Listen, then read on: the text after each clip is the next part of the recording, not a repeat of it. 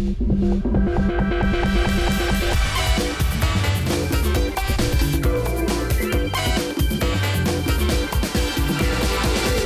welcome to the Jeff and Jerry Show. My name's Jeff. I'm the Borough Manager of Mount Pleasant, and my co-host, Jerry Lucia, Mayor of Mount Pleasant.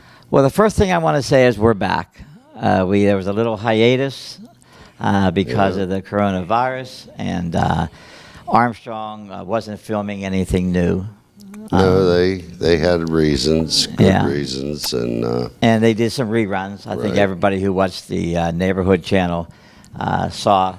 Most of them were all reruns. Their reruns were so bad that people thought I was 20 years younger. They kept saying, Jerry says the same thing. But now Armstrong gave us a call, so we're back with a new show today. And I think the first thing we should do, Jerry, is really give people some updates. What a municipality, and particularly Mount Pleasant, and some of the other municipalities, because the one thing about municipalities, we all talk to each other, and we all kept each other informed of how, what are you doing with your parks, or what are you doing with things, your meetings. So we all sort of coordinated some of that stuff and gave some ideas to each other. Yeah, the town actually got very quiet. It really did. The police did not have any activity going on. The ambulance service did not have that much activity going on because I think people were afraid to go to the hospitals, and then you had the fire department. We were down like in 2 months, 3 months. We were down an average of 125 calls. Now that's we interesting. Normally answer. Well, it's interesting, but the reason wasn't fire. Per se, no. It was the number of calls you made. The other stuff, vehicle accidents, washdowns, assists. Okay. Yeah, it was all down. Yeah. So it's like a domino effect. Whenever everything shuts down, it really does affect everybody else. And this month here, according to one of our biggest fundraisers is the street fair, and we did have to cancel that. Right. Because the band of 250 people, and then we have a food stands and that, so we had to watch. We just couldn't go with it. I don't think people realize, and they talk about. You hear so much about the economic effects of this, and when you watch it on TV, the media talks about big numbers, but they're talking about national and global. Yeah. But it does trickle down. It trickles down to the local. Well, you take Mount Pleasant, or just our main street, and the restaurants that could not open, they were doing takeout orders, but they were losing a lot of revenue. And then you go to the department stores like saloons, the drugstores. Levin's has been down. The swimming pool was down, Joe's Pools. And, we have a lot of good business people there that really took a hit for 3 months, 4 months there. I remember several days after the shutdown, you could really drive down Main Street because we, as a municipality, we were considered an essential business. So we didn't shut down. But you could drive down Main Street and see 2 or 3 cars. Right. And that normally in the daytime, there's 16,000 cars go through Main Street a day. The only thing that was active was the banks. Yeah. And like I say, the takeouts for the restaurants. Yeah. Well, initially the takeouts weren't available. No, not at first. Initially. No. Now, one thing we will encourage is the borough and the political leaders of the town. We will encourage people to shop downtown Mount Pleasant now, because we don't want to lose what we had, and we want to make sure that they can recover some of their losses. So don't forget to just shop downtown Mount Pleasant. Well, there was some stimulus packages given out, and there was some, There was some, if you got on unemployment, there was another stimulus check that you got. But those are helpful. There's no doubt about it. But that's not what business people look for. They look to open their business up, sell goods. They're there at 9 in the morning. Yeah, and especially selling stuff. I mean, look at the stuff that they have on the shelves. And I'll give you one example. I think it happened in early March. Some people were still selling product from maybe after the Christmas season. Mm-hmm. Well, I don't think some of those people have a good way to get rid of it. No. So now they have to restock with the new stuff. Restaurants had to get rid of food. Oh, yeah. Try to push it some other way to get rid of it because remember there was no takeout in the beginning. No. So it's a crunch. In the clubs. The clubs took a beating. Municipalities like Mount Pleasant and all the other smaller municipalities, the clubs support the town very much. People don't realize it, but the clubs really they have to through their gambling fees or revenue that they have to pay so much back to the community. Right. And that there, I really felt bad for the clubs. Yeah, because they survive on people coming in the door like everybody else. That's right. Well, I think we also want to give a nice praise to, and again, not only to the borough because we never closed, but EMS. The calls that they did make. I mean, they put themselves out there. They didn't know whether they were picking up a coronavirus person. Nope. Hospital workers, they took a real risk going to work every day. Yeah, the Frick Hospital in the Harmon House. The employees at Harmon House. Pharmacy workers. Yeah. Fire departments. Mm-hmm. And we adjusted up here a little bit. We did some social distancing, but we never closed. Well, look at the fire department. There was no such thing as we closed. Right. It was open. Actually, there was more guys that hung around the stations because they weren't working. Right. They were available to answer calls. We got a lot of cleaning done, and we got a lot of. And I think that's something interesting. As you know, I said earlier, we didn't close. But I can tell you, we probably caught up a lot because there was less to do with the public. Because you didn't have the daily traffic. No. And so, we were able to make a list of things that we would be doing, trying to fit it in. Mm-hmm. Now, we were just able to do them. And I think we did it in a little abbreviation, but we didn't, cut back. Some municipalities cut back way more than we did as far as having staff at the offices. But I think we were able to catch up on a lot of things, which I think benefited us starting now since we're in the green phase. We're caught up with all that stuff. Another thing that was different was Sunday. Sunday, I could see a lot of people going to church. You could hear the church bells ringing. Yeah. And that was quiet, though, because no one was going to church. They couldn't. And they just started back last Sunday. I think the churches are all, accepting. And they had to do some recalculation of the 6-foot rule and so forth. What do you think about that, Jerry? What do you think about the new rules that we're going to be living by? And do you think it'll continue into the future? It's working out today because, look, you're a mile away from me. We may be farther away if one of us gets sick. But I see some of those things. That'll be natural. Yeah, they're going to become natural. And I know as people struggle, the masks are the hard thing. But the distancing and going to a restaurant, I noticed there's no more ketchup holders and mustard holders and salt and pepper shakers. So now you have packs. Well, that never bothered me anyhow. Yeah. So I think living with that's not going to be the big adjustment.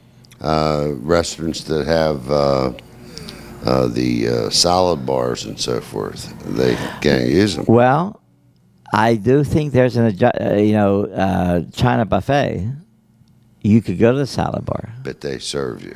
Well, no, there's two ways that they let you go. I don't know if anybody knows this, but there's two ways. One, if you do not wear a mask or gloves, they serve you. Okay. If you're willing to wear a mask and gloves when you go up there, you can go yourself. Oh, okay. But they have gloves out, they have masks out, and I'm sure, and according to the owner, that's what she was able to find out from the Department of Agriculture. Now, I don't think some restaurants want to continue that under that, so they probably will close their buffets. But I was told yesterday you're able to do it with those kind of restrictions.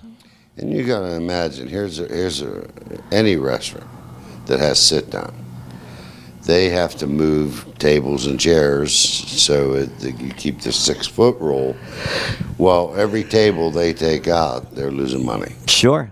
Every table they take out. It'll be interesting to see if they let you sit there for a while. Like most restaurants leave you sit there, talk a little bit after that. It'll be interesting if they say Well, I think people are going to have to be understanding too. I do too. To be a little, let's get up. Yeah, let's go and let somebody else sit down. Yeah, right. So let's talk a little bit about the parks and what else we've done in town. We all heard about the shutdown phase and then the yellow phase and then the green phase. It was just as confusing for municipalities as it was for anybody. Mm-hmm. I mean, we really didn't understand it either. Fortunately, we have a legislator that has an office here. And I would go down there probably every other day.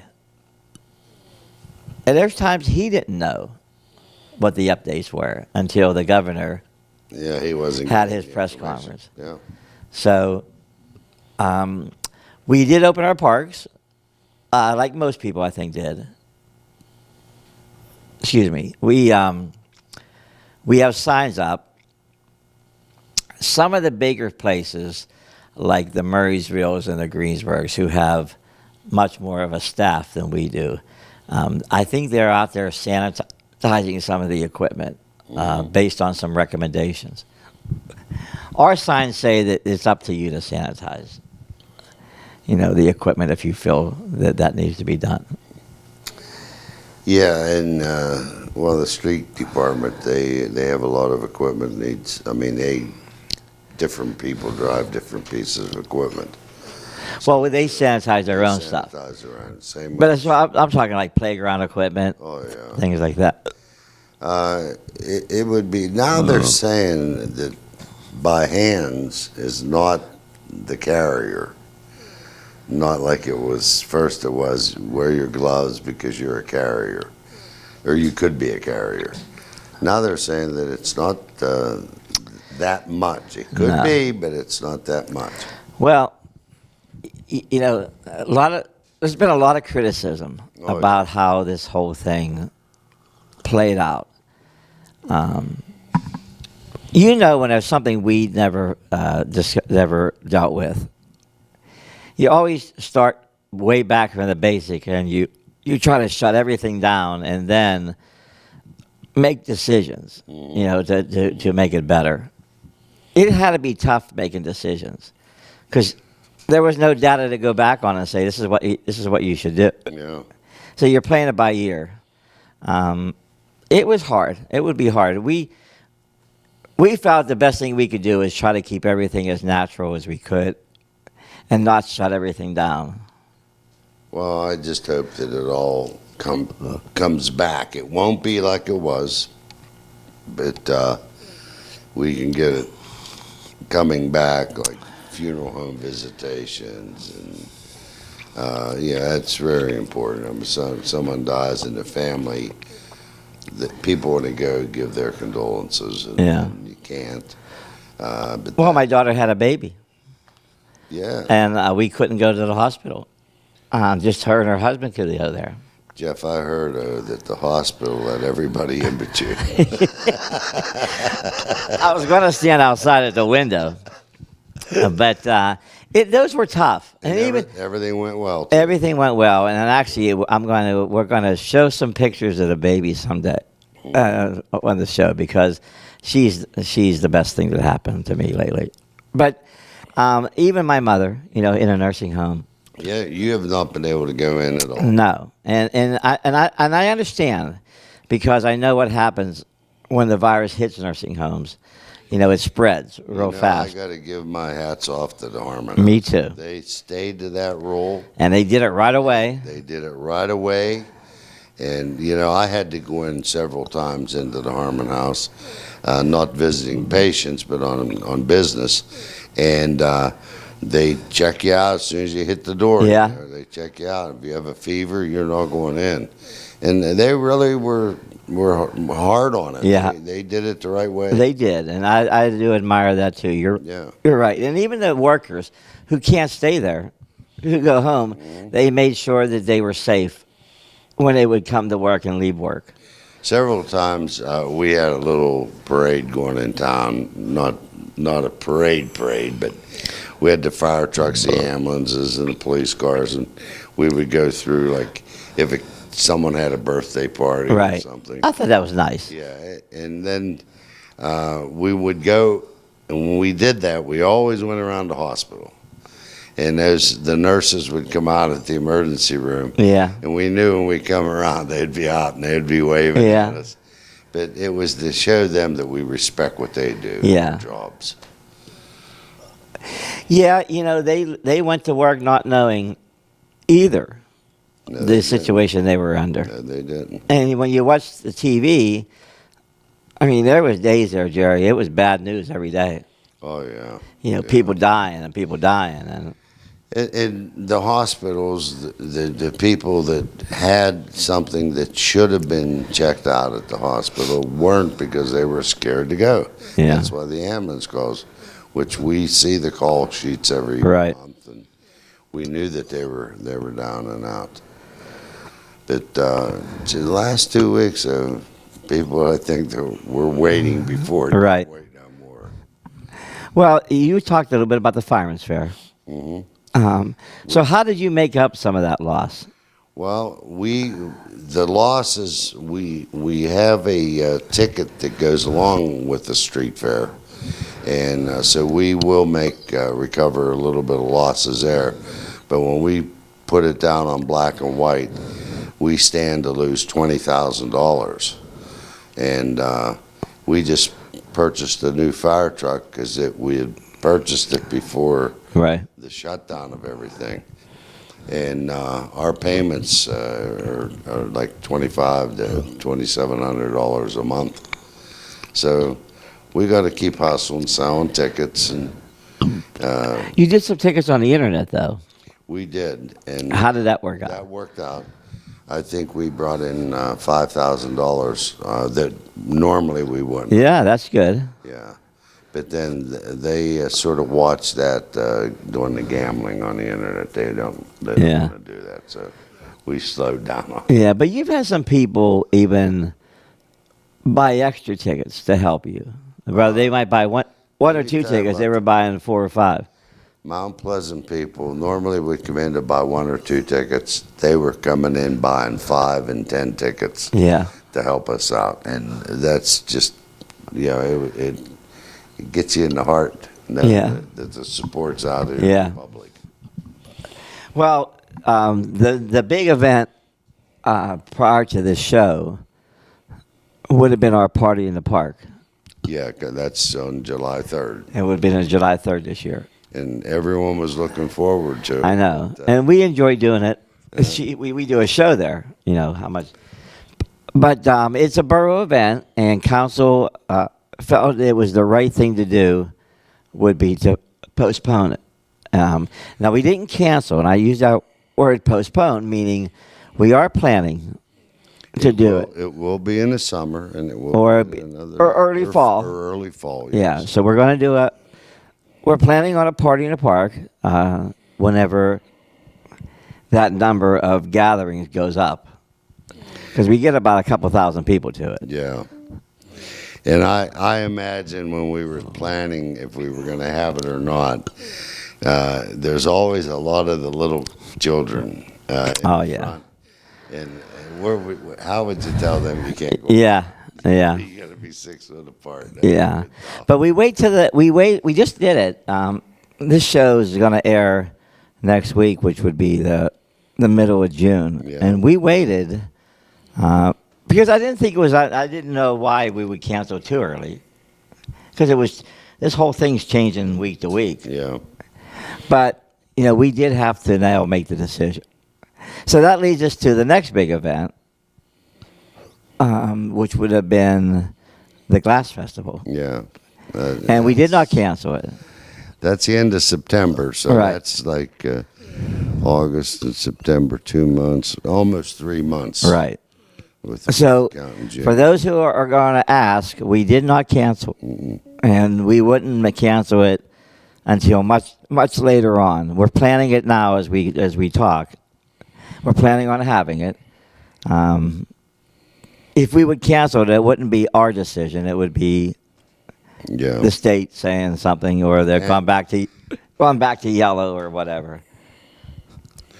I know our vendors that come to the Glass Festival are anxious that we do have it because they play all summer at a different spot, and they've been already. Well, look at the organizations that raise money: the Historical Society, the Rotary, the churches, the senior citizens. Senior citizens operate the year on what they can make at the Glass Festival. Right. So they're dying to have it. I mean, they want to have it. So, and it's nice to have people say, "Hey, you better not cancel." But a lot of times, it's out of our hands. Mm-hmm. Just like the Fireman's Fair. I mean, you didn't want to cancel it. We waited till the last week in May to see, because that would have gave us a month to prepare it and go with it. But that's when we made our decision the last week of May. And it's just a benefit. We didn't want anyone getting sick. So we'll just pick it up next year. The one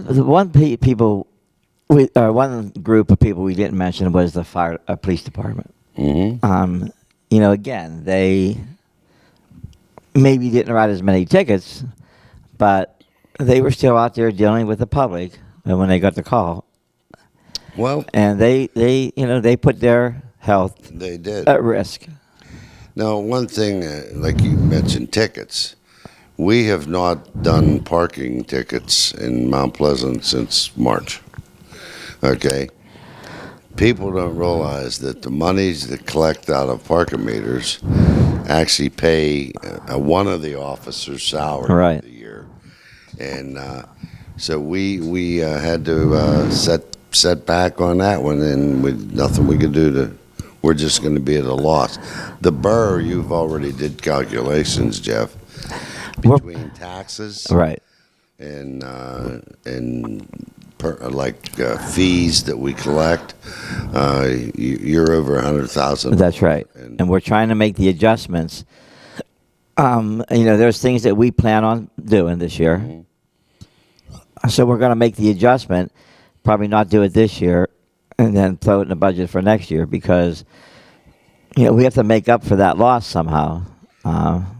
Well, I did give the president of council a suggestion that you could wash cars in your spare. Well, I know he took that seriously, because Saturday between 1 and 5, or maybe I should say the hottest part of the day between 5. But it's really. And all the employees, I will tell you, our employees wanted to go to work. Oh, yeah. When we adjusted the schedule, you can't imagine the employees saying, "Hey, let's just go to work. We want to go to work." Well, yeah. So I was really pleasantly surprised. And what happens, like your street department, they always have something to do. Always. So, they're picking up tree branches, and when storms come through, people are really working in their yards outside, and they'll bring stuff. Brush work. Shrub and brush work. We have to cut the grass. It grows. You got to cut it. And this is the time it grows. Those guys, they did want to come out. I know you don't want to predict. I know it's hard to predict. Do you have a feeling of the effects of this in the next year, even in the police and the fire department? Which is those two things that you oversee. I predict that the police department will be all right.